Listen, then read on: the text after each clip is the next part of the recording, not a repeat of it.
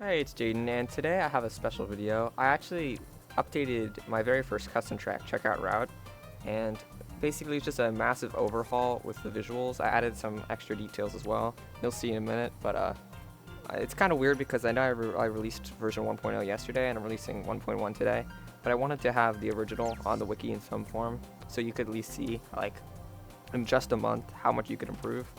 Like, obviously the race still has some issues, which I'll be addressing, but for the most part, it looks a lot better. So, the first thing you're going to notice is that I'll do a versus race at the end, but you'll see the brightness is much better. It's not like burning your eyes out. There's a shaded minimap this time.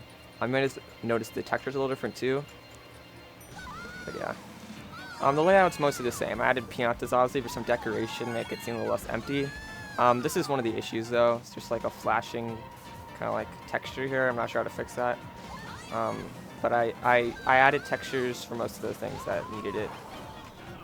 As you can see though, I did remove the cannon. That's another change I made. And don't do that apparently. But yeah, oh, and that's another thing. Instead of having invisible walls surrounding the whole track, there's actual respawns. So, you know, we'll say I fell off on purpose there. But yeah. For the most part, the layout's exactly the same though. The only thing I did, and I know this is a pretty minor change, there's the texture, by the way. I don't know why it does that.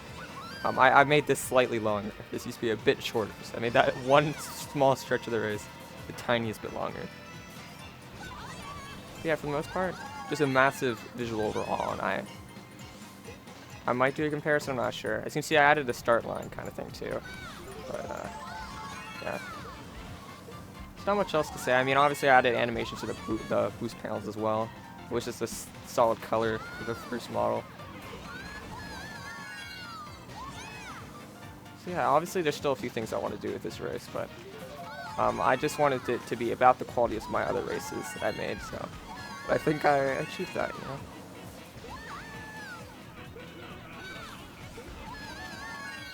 know. And in case you're wondering, the ultra shortcut's no longer in. I removed it because I figured it'd be too big of a risk. So if you try to go over, there's an invisible wall now. Yeah, that's checkout route 2.0. I mean, I'd say it's a pretty big change, for sure. But I didn't like actually remake the model, if that makes sense. So,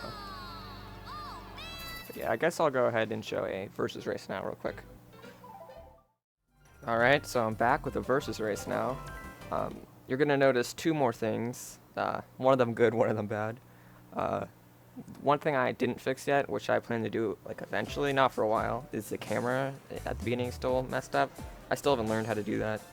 There's also those piñatas hanging out in the middle of nowhere. Not really an issue, but you know, not the greatest either. But the thing I fixed though is that instead of starting basically off the race, I moved the start line up so you actually start on the race now if you start in 12th. And as a result, the camera angle is less glitchy when you start too. Like before, it would like clip inside the ground. Yeah, I made a lot of minor changes, I guess that makes sense. I added an item box set here too, because there's no cannon here anymore, so this makes the race a bit longer and worth it to have extra items set in it.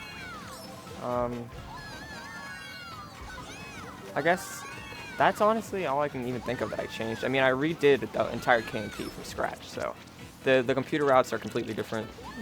The item routes are different. I say it's like a little bit better.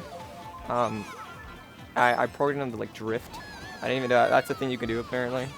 I can tell when to drift. So I guess I can show that actually. Like right now they'll start drifting. You might see that. Yeah, like right now they're drifting. Might be hard to tell, but they're all drifting to the side. Yeah.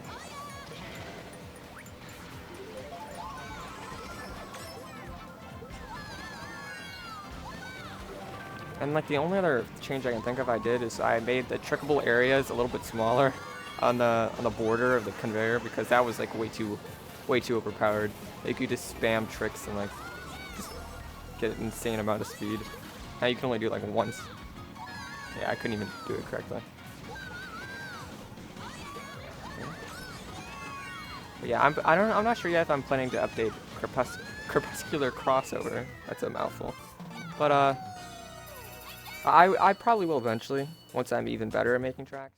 Alright, so I'm not sure yet if I'm actually going to go ahead and update Crepuscular Crossover. If I do, it'll be in a bit, it won't be soon.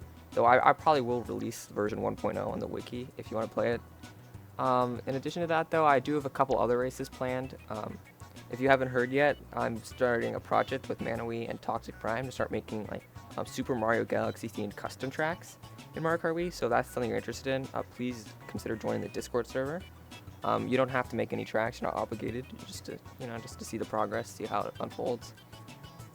And that's pretty much all I can say. I guess I also like to thank you guys for 200 subscribers. It seems a little cringy me saying this in the video, but it means a lot to me. Like, it's kind of strange to think like it's only been a few months, and like I know it's definitely not like a huge number, but it means a lot to me. So thank you for supporting my channel. And with that, I'll be back soon. Hopefully more custom tracks, maybe some glitch hunting content too. I've taken a break from that though, but I'll be back. So thanks.